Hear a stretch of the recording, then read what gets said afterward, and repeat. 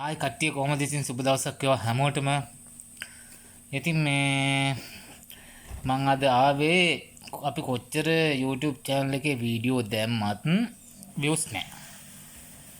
ඔයාලටත් ඒ ප්‍රශ්නේ තියෙනවද? right. මටත් තිබ්බා.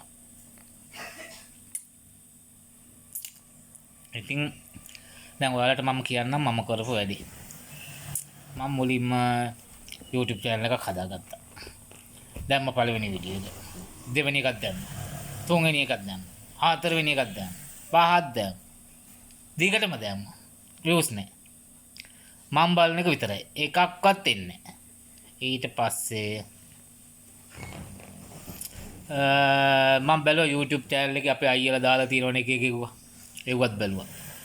views ගන්න මෙහෙමයි views ගන්න මෙහෙමයි කියලා ඒව ටික බැලුවා. බලනකොට එකම කැටගරි එකකට දාන්න කියලා කිව්වා එකේ. ඒකත් බැලුවා. ඒ විදිහටත් දැම්මා. එහෙමත් නෑ.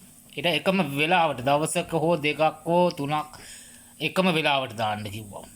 එහෙමත් දාලා බැලුවා. සතියකට සැරයක් දාලා බලන්න කිව්වා. එහෙමත් දැම්මා. එක එක දේවල් කරලා බැලුවා හරියන්නේ නෑ.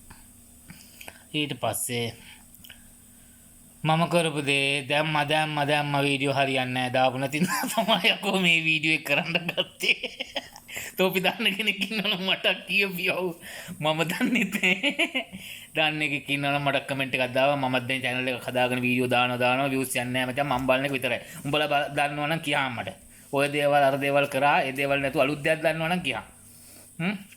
මොකද මට දැන් YouTube channel එකේ පාලා තියෙන්නේ. දාලා ගහන නිකායෙන් හදන්නේ. කිසිම නැහැ. කොච්චර දැම්මත් වැඩක් නැහැ.